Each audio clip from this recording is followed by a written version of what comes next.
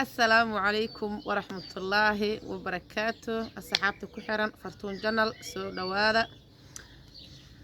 أصحابي جنال كوا جنال كي عدين كيلهادان وكان وضع لهين مركا إن شاء الله آدي آدا إني سو دوينايا انت النقوع عصب انت النقوع عصبينا وحان لها نالسي جوغا صحابتي شرفتنا مركا ما شاء الله ما أصحاب رفي عنا نوجرتو ونانكا لسكا باشالوهايا beertan maasha Allah gurigeyna u go'aanaan iska dhex joogaa xir iska jooga iska qaadahay wadankeena soo xasuusta beeraha cagaarkahan iska fiifiisanay maasha Allah iska nisanay markaa wax yar aan rabaa insha Allah inaan idin la wadaago raxday quruxda jooga aan ku jirno degan maanta markaa maasha Allah arinta oo waxa uu hay sheeg ay hore ka hadlay oo hablaha Soomaaliyeed u qaaska ah dhibaatada ku haysana waxaan rabaa insha Allah inaan eedana ka hadlo horta waxaan ku faraxsanahay alxamdulillah ummadda Ilaahay waxa uu hay sheeg qofkii Ilaahay caawra baa leeyahay cid uma soo tuugo Ilaahay subhanahu wa ta'ala waa qafuurur rahiim adduunyada Ilaahay qof kasta oo xaq qof ka galo maalin baa la soo qaban doonaa maalintaas oo mid Ilaahay subhanahu wa ta'ala uu sugu og yahay laakiin aan ogaa karin sababaha la soo qabaa waxay noqon kartaa dhowr nooc ama dhowr sababood waxyaabadu waxaa jirta marka aragtid ashar adiga u aragtid laakiin aan shar ahayn oo adiga khayr ku ah waa marka ay Soomaalidu ay dhahayaan shar hoosteerna ma khayr ugu jira waxaad adigu shar u aragtaa jira laakiin adiga khayr ku ah saas daraadeed wax kasta marka Ilaahay markuu dhahayo sharteedii khayrkeyga hala rumeeyo waa arrimaha noocaasa marka arintaad waxaan rabaa insha Allah walaashayna Safiya Tusmo ku dhacdo kale arintaas waxay sheegtay 2 sano oo dhalato dhamaatay in la soo dhibaateeyay oo nolosheeda iyo xaxeed u madax banaanayn haday tahay xaq dhaqaale iyo haday tahay xaq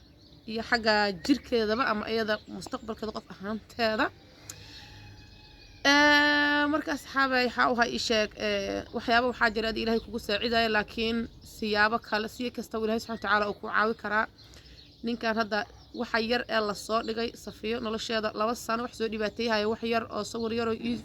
la soo wadaagay social media ayaa arinteedii soo dhameystiray ama soo afjaray alxamdulillah nin kastaba maalin buu faraxsan yahay ninna maalin buu murugsan yahay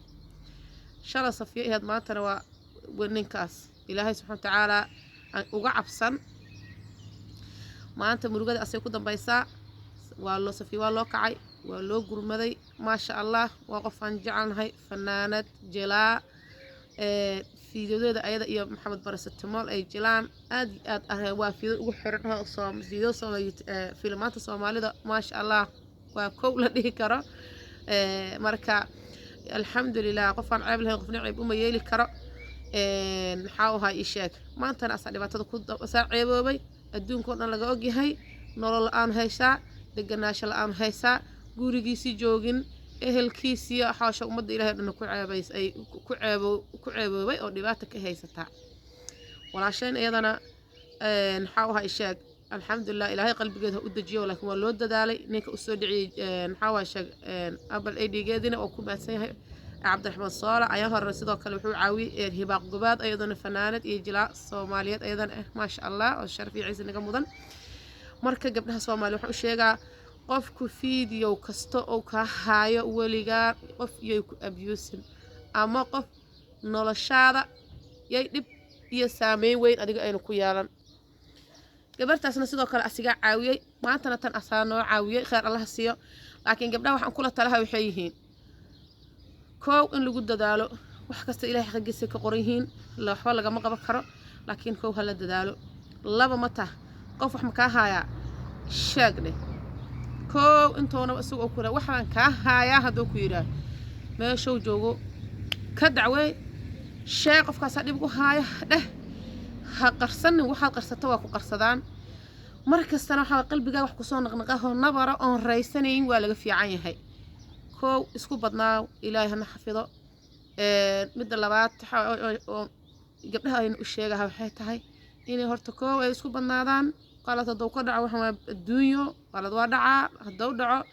waxaa waxaa sheeg inaan qof video laga haayo ama coday duubtay ama hadalay dhahday 5 beri la wadooda kadibna waa baxaa laakiin haddaa adiga qarsatid 5 sano iyo intaasoo sanadoo lagu abuse gareeyaa oo lagu dhibaateeyaa marka noloshiina iibsanina haddii dhib idin soo gaaro oo wax kasta qadar ilahay dhib idin soo gaaro ha qarsineeda leeyahay sheega la sheer gareeya hadday tahay amniga iyo xagga dawladda hadday tahay xagga shacabka hadday tahay xagga social media qofka waxaa sheeg wax fara kaa haya adigana waa taqaanaa magaciisa ama saddexdiisa magacaa taqaanaa ama heerka oo yaha taqaanaa uu soo abtiri soo sheeg dheh qofkaas ay dhibaatay u haay qofka ceebtada asturin ha asturin haa dhaca qofka raba inuu adiga sawirkaaga ama fiidowkaaga ama codkaaga adiga uu kugu abuse gareeyo adna waxa dhowran yaa uga hormar asiga dhibka kula rabo asiga marka hadba ogaato qofkan inuu ku takaatay sheeg kashif wuxuu haydo soo day asiga ku ceebooba marka insha Allah ma rabo inaan fiidowga nagu dheereeyo ilaahay hana xafido waa tara iska kal iyo laaba oo walaashin iyo dhamaan inta aan waaridka u ahay oo gabdhaha oo ma sha Allah meeshan ku jiro marka insha Allah waxaan lahay